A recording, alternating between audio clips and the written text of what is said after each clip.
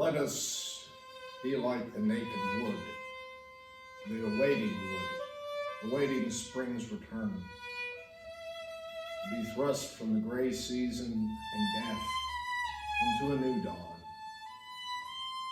Let us withstand as they do, and so that next time we welcome the cold like old friends.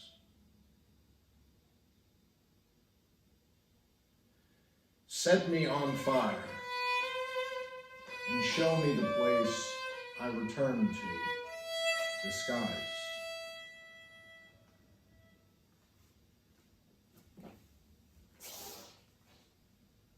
I was a memory once,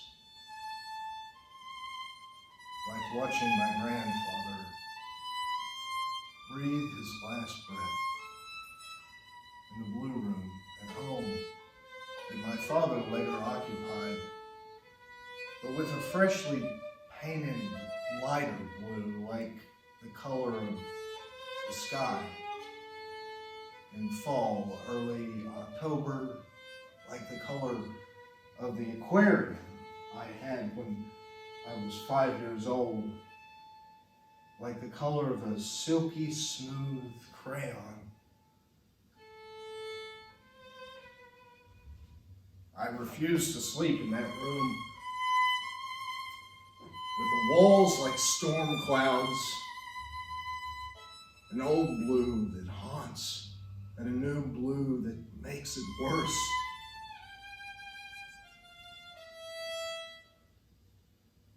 I was a memory once, like the puddle of coupons on the supermarket floor, when I waved my tiny hands and in front of the blinking light that would come popping out of the red dispenser into my face, and I made it my mission to collect all those magic papers like a scavenger hunt, because who knows, we might have actually needed 50 cents off Tide detergent, or buy one get one free cans of cookie dough. My mother would be jerking me away to continue grocery shopping, although it wasn't any use, because I had grown accustomed to sneaking away when she wasn't looking.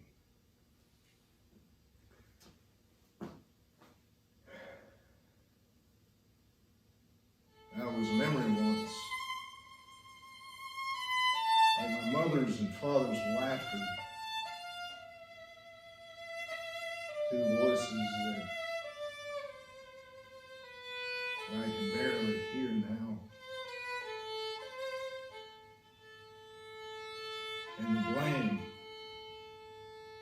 that ricochets inside my chest when I think of how much I'm at fault.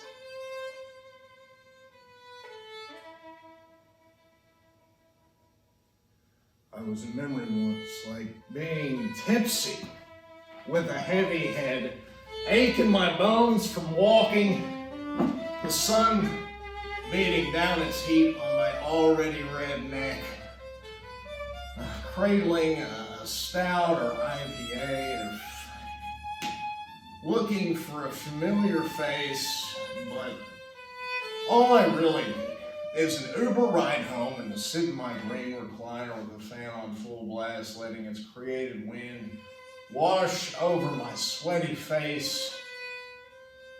Oh, I'm not tipsy. Let's be real, I'm drunk, and I've ruined any chances I've had with beautiful women by telling them how cute I think they are. God, I really just need water.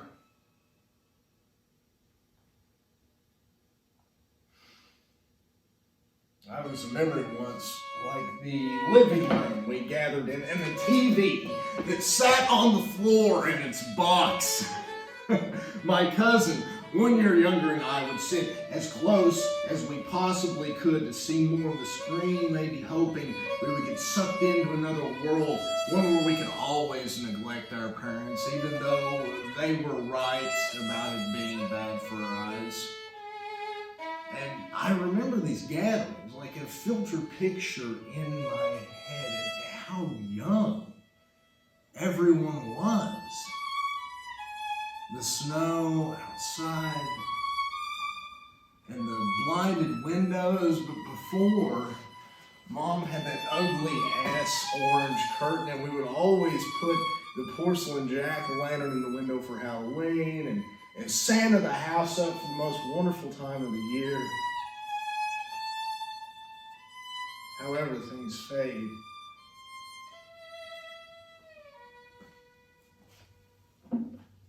And now,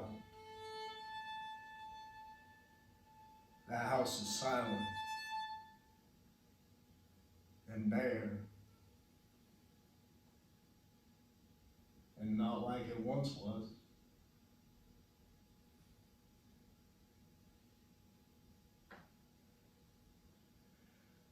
I was remembering once, like the city that never sleeps, always a siren, a light, a person you could hear screaming obscenities. Hey you, I'm walking here, outside your fifth-story window. And always hectic, always working so much, but the money was great.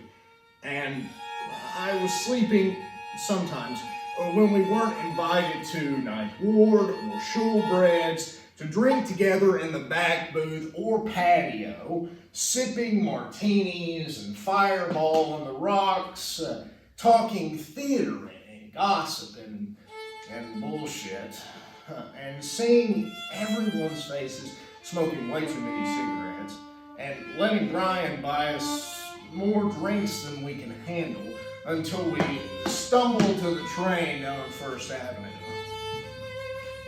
Or those times that we were artists at Ground in the West Village.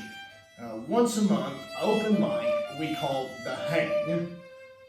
People singing, playing guitar, piano, bongos, djembe, reciting poetry, spoken word, or just listening while they enjoyed their coffee. And after that, we would trudge down the street to some local spot you knew, where a few of us would flirt with the waitresses, flirt with each other, and stuff our gourds with as many fried foods as we could. It felt like I was a beatnik, or like a blast from the past, with all these people of different religion, ethnicity, race, class, language, but we all fit together. I think that's what made those moments so special, was just living in them. And I do miss it. But I'm glad that I truly experienced that sense of belonging and those people that created something so genuine.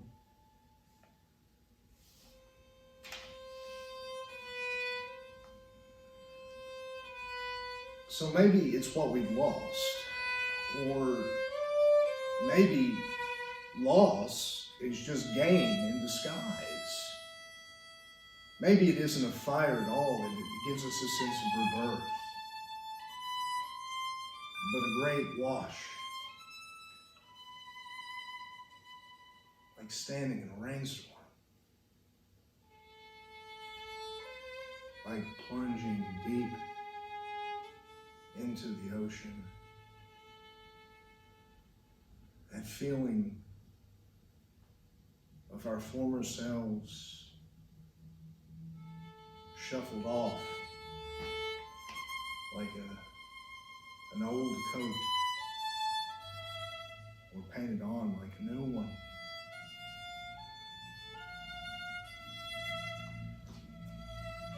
And so here I am, transformed by these memories of myself, and learning to cherish the moment that exists, no matter what it is, or when it is, because it will never happen again. Each moment different, each unique. Each moment as precious and celebrated as the next. Know that this second, and this second, and this, in this place, with these people, this moment will never again occur. Learn to cherish each and every moment with one another. They are the meaning of this. They are the meaning of life and of love. They are the meaning of our existence. Out of every trouble and turmoil, every unplanned event, every fight we endure, we can still be sculptors of time.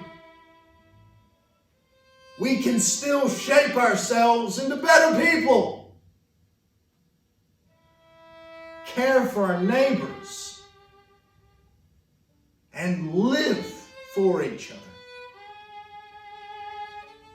We don't have to hate. We don't have to let this win. We just have to love.